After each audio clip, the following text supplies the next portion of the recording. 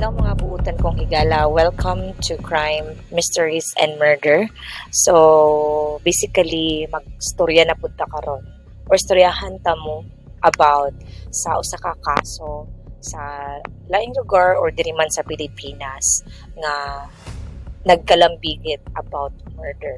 So ato ang unang case karong adlaw and mao ni akong unang video, naghulat lang ko sa akong estudyante as an ESL teacher. So na hunahunaan ako na i-share nako ang mga stories nga nakitaan online na research and murag feel nako i-share na lang nako sa inyo ha kung maminaw mo kay hilig kaayo ko og crime mysteries and mga ingani na mga documentaries.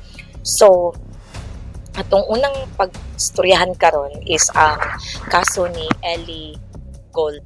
So Ellie Gold was only 17 years old. She is born on February 6, 2022. 17 siya na namatay na gipatay and dili ta makatuo kung kinsa ang nipatay sa iya because ang nipatay sa iya ang iyang ex-boyfriend which is 17 years old as well. So dili kaayo mag-sink in sa una na akong pagtungog aning istoryahan hangan ang iyang uyab ganong 17 years old nganong ana. So nag-research ko, naminaw ko sa mga documentaries on YouTube.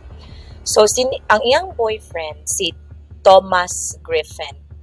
So kini si Thomas Griffin mga higala is dili siya matag na nga mabuhat niya na nga crime kay si Thomas Griffin usa ka achiever sa eskwelahan, athlete, well-off ilang family dato siya and hilumon siya like up to the point nga dili gyud mo siya matag na nga mabuhat niya ning horrific nga crime. So nag-date sila ni Ellie Goulding for almost 3 months. But Ellie Goulding decided to end up things with him.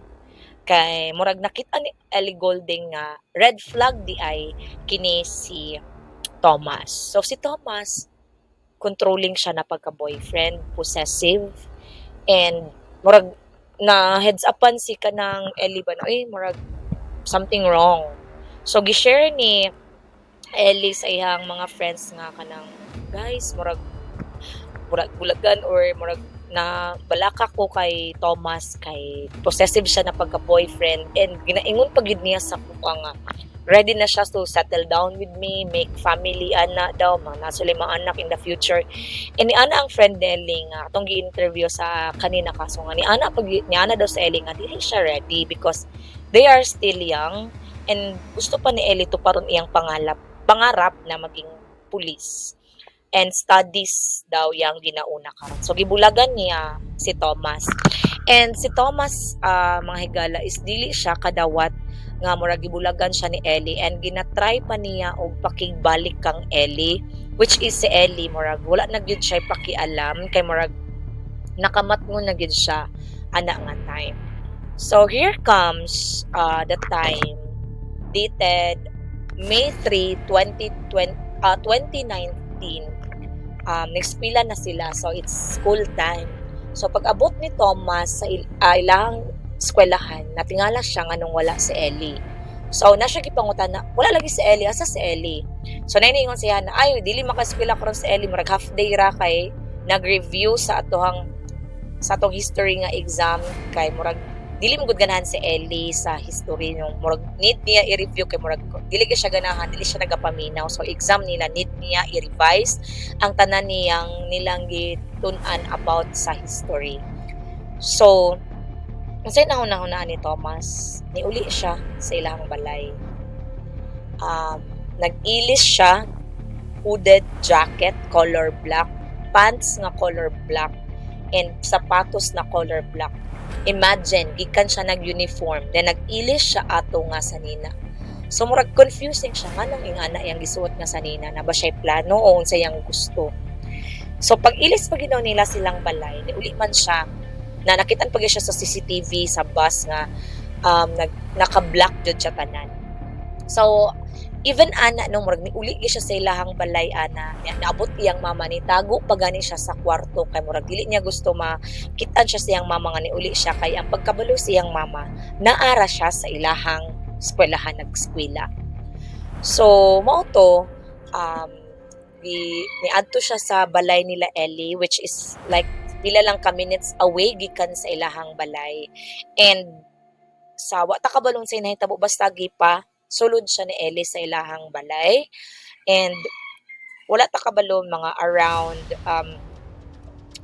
like 3 to 4 to 3 to 5 PM mga nga na naka-receive og text ang kaning classmate ni Ellie nga ay dili lang ko mo dayon na lag-eskwela karong half day. So nag-expect si mga friends ni Ellie nga dili mo eskwela si Ellie. So wala sila nangita kay nag-text lagi si Ellie.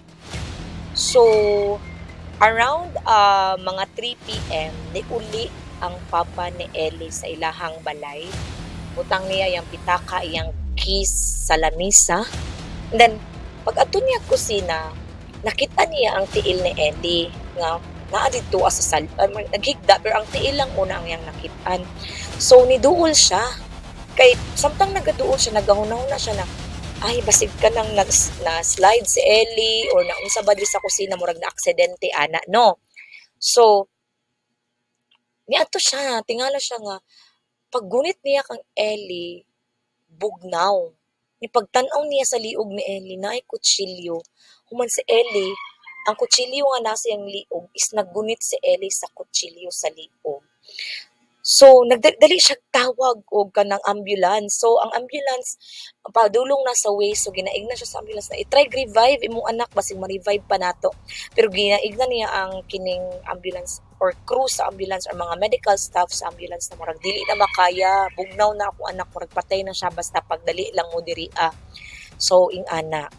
Then gitawagan niya yang asawa na uli sa dirig balay kay murag naay aksidente nga nahitabo kang Ellie uli sa diri. So wala ni ingon ang papa ni Ellie siyang mama nga patay na si Ellie or ingana ang nahitabo basta iyahan lang gipauli ang iyang asawa. So pag-abot sa iyang asawa sa ilahang balay daghan na kaayo og paramedics na mga pulis. So natingala yung mama na naunsa si Ellie yung sinahitabo sa tong anak ani-ani so far and so forth nyo. Mo to gi-inform na gyud na wala patay na si Ellie. So katong giadto sa police station ng family ni Ellie or iyang mama ug papa, giignan sila nga si Ellie namatay tungod sa tuok ug dunggab 13 times sa liog. So nagtaka ang papa ni Ellie nga pagkakita nako sa iya gunit man siya kutsilyo. Unsa to? So niingon sila na dili siya mao. Does not add up sa story. Kay kung nag-suicide ka, 13 times dahil mo madunggaban nimong liog una ka mamatay. So, dili siya nag-add up. So, ingon ang pulis nga, dili na siya suicide. Homicide or murder case na siya. So, wala gi-close sa mga pulis nga suicide siya. Gitreat nila as murder. Kay, dili jud siya ma-add up nga nagpakamatay siya. Kay, dili jud siya mahitabo nga. Ka-13 nimo dunggabon nimong liog ay pa ka mamatay sakit magani kayo kusion sapa ka ng dunggabon nimo imong kaugalingon no. So mauna to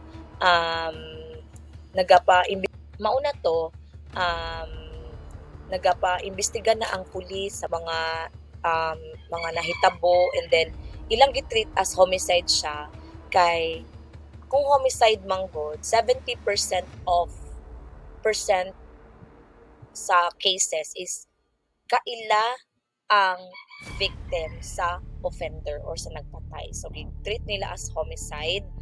So, nagngutana sila sa silingan nila ang mga pulis. Like, nabamoy na unusual things nga nabantayan diri ka ganina. Nanang silingan nga namin nakitaan dira niya to. Pero nga niyang description. Katong description na is match siya kay Thomas Griffin. So, nianap lang da ng mga pulis sa mama ni ug papa ni Ellie Goulding. Murag nay nagpatay sa iya. Naba mo'y nabalaan nga ingon ani nga kaila niya nga nay kasuko niya. So walay lain ni sulod sa hunang-huna sa iyahang mama is si Thomas. Kay naka-share man sa hapon si Ellie somehow nga murag controlling lagi daw si Thomas maong gibulagan niya.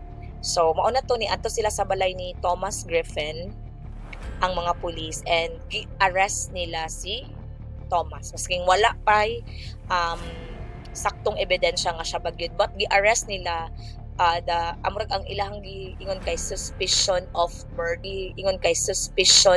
murder of Ellie Goulding. So gi-arrest siya. So karon nana dito no ang si Thomas. So pag abot pagyud ni Thomas sa police station or the first thing na giatubang siya sa pulis na siya mga marks sa ihang naong like mga defensive wounds may ana. So kanang mga natingala ang pulis nga nganong kanang naamay mga ingon ani sa imong naong. So niana siya nga wala na ko nga na hitabuan na something like that pero wala nituo ang pulis ana. So as time goes by nga na siya sa police station gikuha iyang smartphone gi-check ang iyang location service. So nakita dito ang at around 11 a.m. in the morning niabot siya sa balay nila Ellie and nagstay siya dito for almost like mga nagstay siya dito nga wherein murag kato ang time frame nga gipatay niya si Ellie. So ato nga pa na nag-deny siya nga wala ko nagpatay kang Ellie, something like that, something like this one. So ingon ana. So gi-interview na ang mga friend ni Ellie. So ni ana tong friend ni Ellie nga wala pa giignan ang mga friend ni Ellie kinsa ang suspect o kinsa ang gidakop. So ni ana ang nag-interview to mga friend ni Ellie nga ni ana ang friend ni Ellie kinsa yung suspect ani sa pagpatay kang Ellie ana. Ni ana ang police nga more teenage siya ka-age lang siya ninyo mo na mong suspect. So wala yung pagduha-duha ni ana ang friend ni Ellie nga si Thomas Griffin ba ang nibuhat ani. So another red flag. So mao na to may ana pa siya nga naka-receive ba ya og text ni Ellie around 3 PM nga di siya makasulod sa eskwelahan kay iyang di lang siya mosulod kay mag-study pa siya and ana iyang dahilan.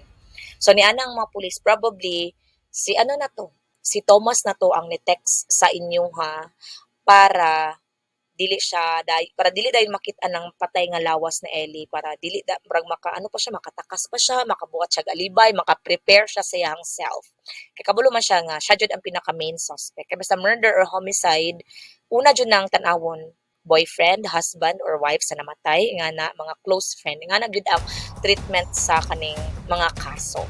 First family members jud na ang imbestigahan basta na may ani na mga case. So mao na to giimbestigahan na si Thomas and then murag ang mga pulis niya to silang balay nya nang tanaw silang mga possible na mga evidences nga nabilin or gipudala dito ni Thomas but wala silang nakitaan masking isa maskin katong jacket nga gisuot niya sa bus sa CCTV nga nakitaan wala. So ang family Thomas kay devastated sa tabo sa kuna kana inanan so forth and so on sila katuo nga ilang anak ang suspect. So sa likod sa balay or around sa balay ni Thomas kay na siya wooded area. So nian ang pulis nga let's search sa wooded area kay basig na ay something kay murag gamay ra kayo ang span of time na magbuhat siya alibay or mo-dispose siya sa mga possible evidences sa nakita na lawas time frame nga nakita ng lawas ni Ellie kay nagsuspect ang mga pulis nga around 11 to 12 ipatay si Ellie kay bugnaw na yang patayng lawas pag abot siyang papa. So mao to wala lay minuto or wala lay mga 5 minutes nakakita na sila black bag ang mga pulis. Naa dito ang jacket nga gisuot niya, towel nga gibuhat pang himo na pag kanang murag trapo. And then gi-DNA nila narito ang DNA sample ni Ellie Goulding. So mao to ang gisuot ni Thomas Griffin pod na nagmatch sa CCTV sa bus nga nakita niya. So si Thomas Griffin na gyud ang suspect sa murder. So karon nagkasuhay na. So gikasuhan na si Thomas Griffin og murder niya kay 17 years old pa baya siya no. So murag nabalaka ang parents ni Ellie nga murag 17 years old pa siya, juvenile justice nga na murag saka ning outcome ana. So nag-appear siya sa plea nga murag guilty siya mo, appeal na lang siya as guilty siya. Pero una na naging pa siya wala siya kinalaman or siya nitabo niya. Wala man lang daw siya nagpakita remorse or murag pagsisisi sa trial no. And yung ginaingon perminti sa iyahang mga kanang iyang mga lawyer is walay recollection daw, walay nahinumduman si Thomas sa nahitabo kay basta nakakita na lang siya or nakita na lang niya na ginadunggab niya si Ellie nga time. So wala daw siya siyang buot pagkahitabo ato. So murag gitanaw sa judge nga prior ani nga incident wala may record si Thomas nga nakulong or nabay nagreklamo siya wala daw, na good student daw siya and everything. So ingon ana ang nahitabo, sentencing na, plead guilty siya. Devastated kayo ang news nga nadawat or nadungog sa pamilya ni Ellie Goulding or Ellie Gold kay 12 years and a half year lang to life ang madawat ni Thomas Griffin. Kay gikasuhan siya as a in a juvenile justice, like sa pangbata nga kaso. So dili siya gina-treat as a adult case but a child case. But mind you, 17 years old na siya, pila na lang kabulan mag-18 na siya. So devastated kay ang family ni Ellie Gold kay dili gid siya makatarungan. I mean, nakamit nila ang justice kay niingon siya nag-plead guilty siya, naila na siya, nabalaan jud nga siya, pero murag para sa family ni ug mama ni Ellie, dili enough ang 12 years. Kay nagpatay siya tao, gipatay niya si Ellie. Dili enough ang 12 years lang ana sila. So until now nag-ausa sila, nag-seek sila still justice na para dungagan og sentence kining si Thomas Griffin kay murag dili jud sa dili ipatay ni mong anak na 12 years sa kada sa prison, murag dili gid siya pwede, no. And eligible for parole si Thomas Griffin for this 2029. So murag sad jud kayo siya, no. Nakita na ko sa mga interview sa parents o sa mga friends ni Ellie nga dili good enough ang sentencing ni Thomas Griffin. Although bata pa siya pero ni commit siya crime nga pang tigulang man. So deserve ni ang mas bugat nga parusa sa iyang gibuhat.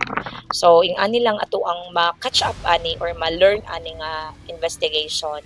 So girls or boys out there, no, kung makakita nag imong red flag sa inyong partner, like nga ni ang ginabuhat, better to stay away. Lisod man pero stay away with them kay wala ta kabalo sa ilahang mabuhat sa atoa. Labi nagkanang possessive, obsessed kay sila sa atoa. Treat that as a red flag. Dili kay magkilig-kilig na, ay, love kay siya sa kuha. Di niya kay na mawala ko kay wala ta kabalo ka ng obsession niya asa na panudon. Kasi mahimo ng crime of passion. So pareha sa nahitabo kay Ellie Gold. So I hope na madungog ang plea sa ilahang parents, sa mga friends na murag dili jud for me ha, ambot lang sa inyo ha, dili jud makatarungan ang 12 years sa iyang gibuhat kay Ellie. Gituok pa niya, tas gidunggab pa niya, tas mura pag iyang stage as kanang murag nag-suicide si Ellie, di ba? Murag giplanuhan gud niya. So murag dili gud siya pwede nga ing ana lang ang madawat niya nga sentence. So kamo out there, no, be wise sa pag-choose sa tuwang partner. And if there is a red flag, speak up. If wala man mo nag-speak up and naka-experience na mo something wrong, something bad, report din mo sa police para pa-save pa nato nga to ang life. So, mao lang to. And thank you so much for watching and listening to Ellie Gold's story. And I hope na naka-learn mo. And I hope na be safe lang mo kung asa mo karon tanan. So, thank you so much and watch for the next video. Thank you, and this is Crime.